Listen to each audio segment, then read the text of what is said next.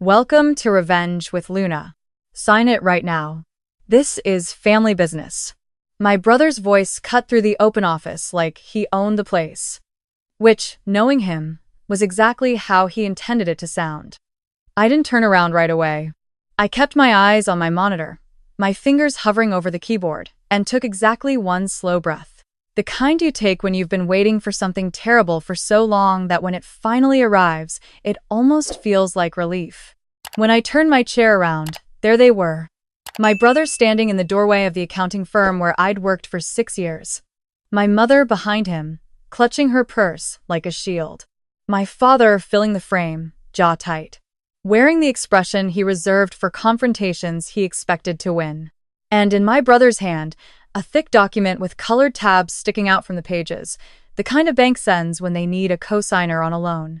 My name is Maya. I'm 31 years old. And what happened next in that office is something my coworkers still talk about. But let me back up, because you need to understand what 20 years of being the invisible daughter in that family actually looks like before any of this makes sense. My brother's name is Derek. He is 3 years older than me, and from the moment I was old enough to understand how our household worked, I understood that Derek was the son, and I was expected to orbit quietly. Every school play, every sports game, every family vacation story centered on Derek. My achievements were acknowledged the way you acknowledge weather. Oh, it's sunny today. Oh, Maya got another scholarship. Then the conversation moved on. I didn't spend my 20s being bitter about it. I spent them working. I put myself through a master's program in accounting while Derek cycled through 2 failed restaurants and a marketing agency that lasted 8 months. Each time, my parents rallied around him with money and excuses and a kind of fierce, protective love I had genuinely stopped expecting for myself. I moved into my own apartment at 24 and felt something unknot in my chest that I hadn't even realized was coiled there. I furnished it slowly, piece by piece, with my own paychecks. I learned to cook real food. I made friends who didn't feel like obligations. My coworker Priya became the kind of person I called when things got hard, and things did get hard sometimes, but in the normal, manageable way that life gets hard when you're building something real. The trouble started 18 months ago, though the foundation for it had been poured long before that. Derek called me on a Tuesday evening, which should have been my first warning. He only called on Tuesdays when he wanted something, I'd noticed, never on weekends when the call might cost him social time. Maya, listen, I need to talk to you about something. His voice had that particular warmth in it, the warmth he turned on like a faucet when he needed something to flow in his direction. He explained that his new business, a logistics consulting firm he'd launched the year before, was struggling with cash flow. He needed a loan to bridge the gap until a major client paid out. The bank required a co-signer with strong credit. My credit score was excellent. I'd spent years building it carefully, paying every card in full, never missing a mortgage payment, treating it like the professional tool it was. I told him I'd think about it. I thought about it for 2 weeks. I reviewed what he sent me, a business plan that was optimistic in the way all of Derek's business plans were optimistic, built on assumptions that required everything to go right and nothing to go wrong. I called the bank directly and asked questions. I did not tell him I did this. Then I called him back and said no. The silence on the line lasted long enough that I wondered if the call had dropped. You're saying no to your own brother. I'm saying no to co-signing a loan I don't think is a sound financial decision, I told him. That's not the same thing. What followed was a month of targeted family pressure, so methodical it was almost impressive. My mother called every 3 days with a new angle. Your father's blood pressure is up from the stress of this. Derek hasn't been sleeping. You know how much he's sacrificed for this family. I was never entirely sure what Derek had sacrificed, but I had long since learned that asking for specifics only extended the conversation. My father's approach was simpler. He simply stopped responding to my messages for 3 weeks, which was meant to communicate that I had done something wrong and could fix it by reversing my decision. I sent him a photo of a bird I'd seen on my walk to work. He did not reply. I kept saying no. Here is the thing about people who are used to getting their way. They do not process the word no as a boundary. They process it as an opening position in a negotiation they intend to win. 6 weeks after my first refusal, I noticed something in my credit report that made my stomach drop. There was an account I didn't recognize. A credit card opened 14 months earlier under my name, with a balance of just over $11,000. I sat at my kitchen table for a long time looking at the screen. Then I opened my files and pulled every financial document I'd kept from the past 2 years and spread them across the table like evidence at a trial. Because that's exactly what they were. I did not call my brother. I did not call my parents. I called Priya, who came over with Thai food and a yellow legal pad and sat with me for 4 hours while we went through everything. By the time she left, I had 2 pages of notes. A list of calls to make, and something cold and clarifying replacing the shock in my chest. I called the bank the next morning. I filed a fraud report. I contacted the Federal Trade Commission. I hired an attorney named Sandra Rowe, who specialized in financial fraud and had the kind of calm, unhurried competence that made me feel like I was finally in capable hands. Sandra told me what we needed to document. I documented it. Every statement, every transaction I hadn't made. The timeline of when the account was opened against the timeline of conversations I'd had with Derek about his business finances. Sandra told me to say nothing to my family. Not yet. I said nothing. I went to work. I came home. I cooked dinner and watched television and texted Priya updates and waited while Sandra and the bank and the credit bureau moved at the speed of institutions, which is slower than you want but faster than it feels. I was 3 weeks into waiting when Derek showed up at my office. He didn't come alone, of course. He never did anything alone when he could construct an audience. My mother had taken the day off. My father drove. They arrived at 11:45 in the morning, walked through the glass door of Barrett and Associates, past the receptionist who asked if they had an appointment, and found me at my desk in the open plan floor where 11 of my colleagues were eating lunch and finishing reports. Sign it right now. This is family business. I turned around and looked at the 3 of them, and I thought about Sandra's voice on the phone. When the time comes, stay calm. Calm is louder than anything they can say. I stood up slowly. What is this? I asked, because I wanted him to say it out loud in front of witnesses. The loan. Derek set the document on my desk like he was doing me a favor. He'd added more tabs since the version he'd emailed months ago. There were highlighted sections. Someone had written my name on a sticky note on the front page with a little arrow pointing to the signature line, as if I might forget who I was. Co-sign right here, and we can close this out by Friday. My mother smiled at my coworkers the way people smile when they want bystanders to think a scene is friendly and normal. My father stood with his arms crossed, positioned to block the gap between my desk and the main corridor. I want you to understand how I felt in that moment. It was not what they expected. There was no panic. There was no flush of shame. I had spent 3 weeks preparing for exactly this kind of pressure, and what I felt, standing there in my good work clothes in the office I had earned, was something that felt dangerously close to a kind of terrible clarity. Derek, I said, I'm not going to be signing anything today. His face shifted. The warmth clicked off. His voice dropped to the register he used when he decided charm wasn't working. Maya, I'm not asking you to think about it. I'm asking you to sign it. Today. This is your family. I noticed Priya had stood up from her desk. I noticed my manager, Keith, had paused in his doorway. I noticed the room had gone the particular quiet of people pretending not to listen while listening very carefully. I reached into my desk drawer and took out an envelope. Sandra had prepared it, and I had carried it to work every day for a week, waiting. I set it on top of the loan document. Before we talk about anything you've brought me to sign, I said evenly, I think you should look at what's inside that envelope. My brother stared at it like it might bite him. My mother looked at my father. My father looked at me with an expression that was trying to decide whether to escalate. Derek picked up the envelope. He opened it. Inside was a single sheet of paper. A summary from Sandra's firm, dated 3 days prior, outlining the unauthorized account opened in my name 14 months ago, the transactions made, and the evidence connecting the account activity to a billing address I had never lived at, an address that matched the first iteration of Derek's logistics company. Below the summary was a second document, a letter from the bank confirming that a fraud investigation was currently active. Below that was a third document, a letter from Sandra's firm. addressed to Derek by name, advising him that he had the right to consult his own legal counsel. The sound my brother made when he finished reading was not a word. It was something that started as a scoff and didn't quite get there. My mother leaned toward him. "What is it? What does it say?" Derek didn't answer her. My father reached over and took the papers from him. I watched my father read. I watched his face change in the way faces change when the story they've been telling themselves runs up against something it cannot absorb. He lowered the pages slowly. "This is a misunderstanding," he said. I tilted my head. "Which part?" "You're overreacting." My mother's voice was tight. "You know how Derek is with finances.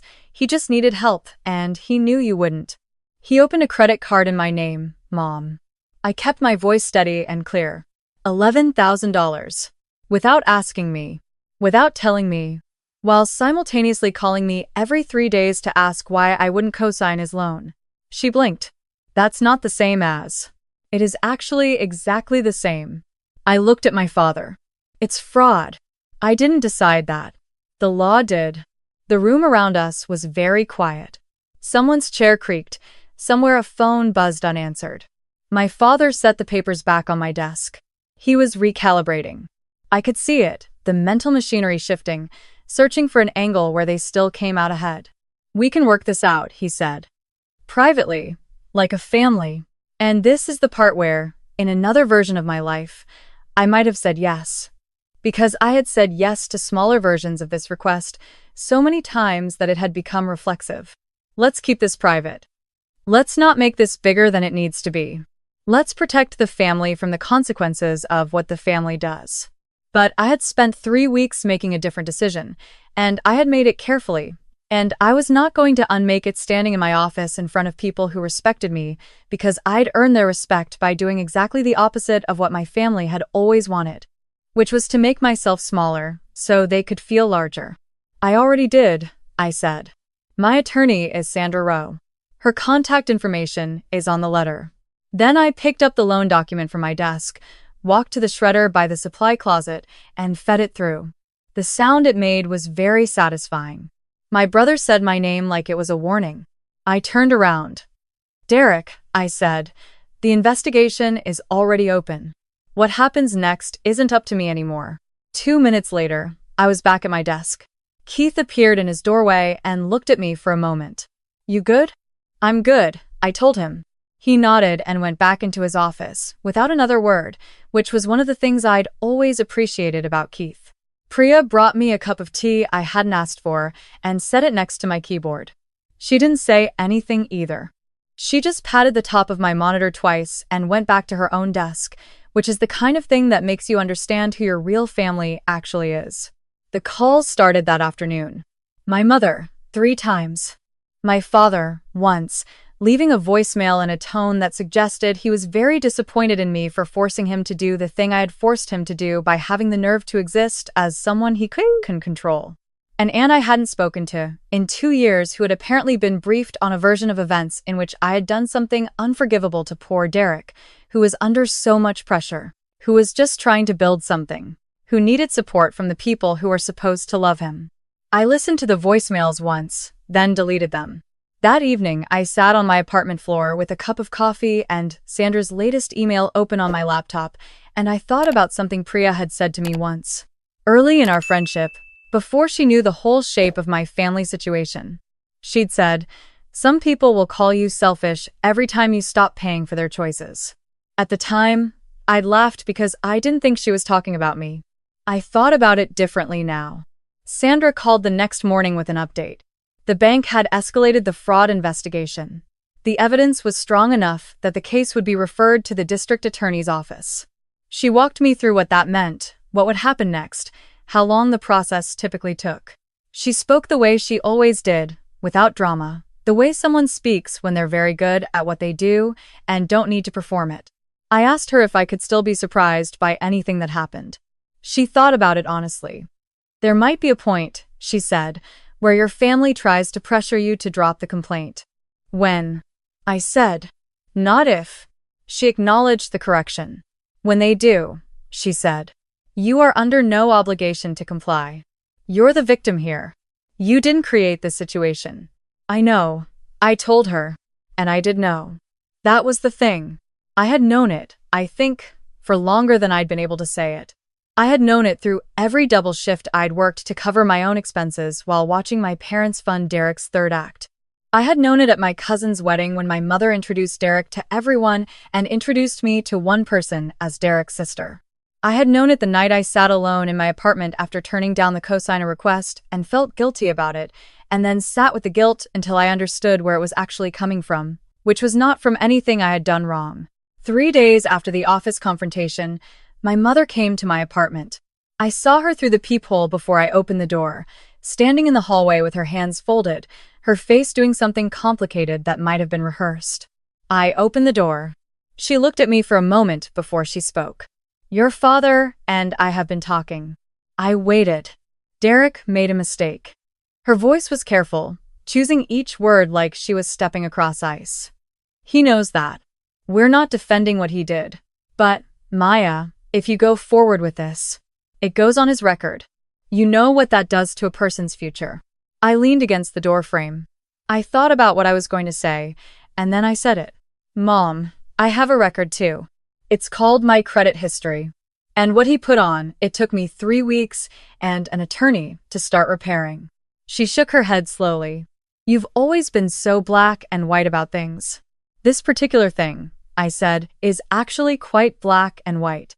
Her expression shifted into something more familiar. The look she got when a conversation wasn't going the way she'd planned, and she was deciding whether to go softer or harder. She went softer. Maya, we didn't raise you to do this to your family. I have thought about this sentence a lot since she said it. About the particular construction of it. The way the wrongdoing in it is mine, not Derek's.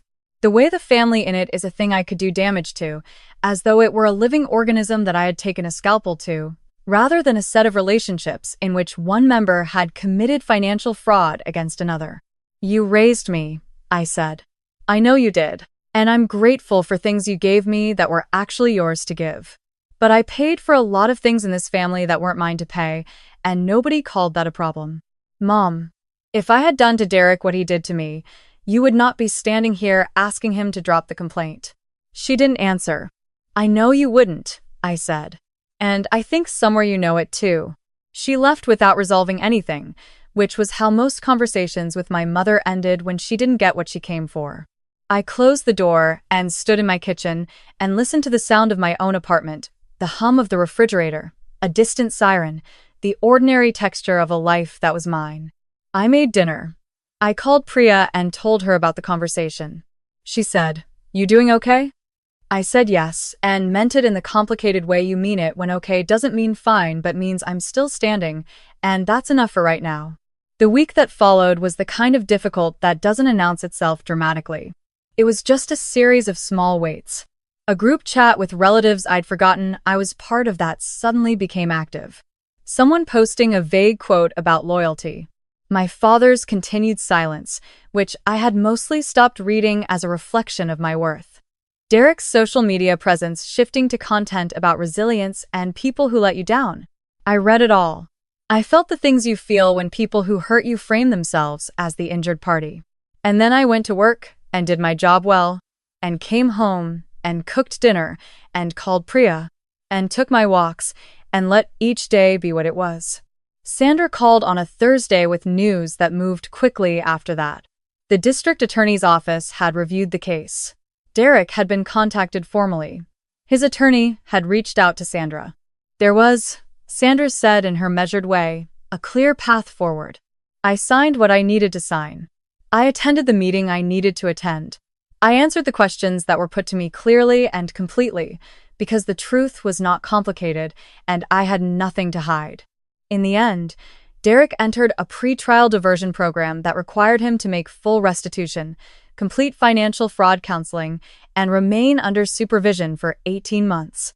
His loan application, the one he'd brought to my office with such confidence, was denied.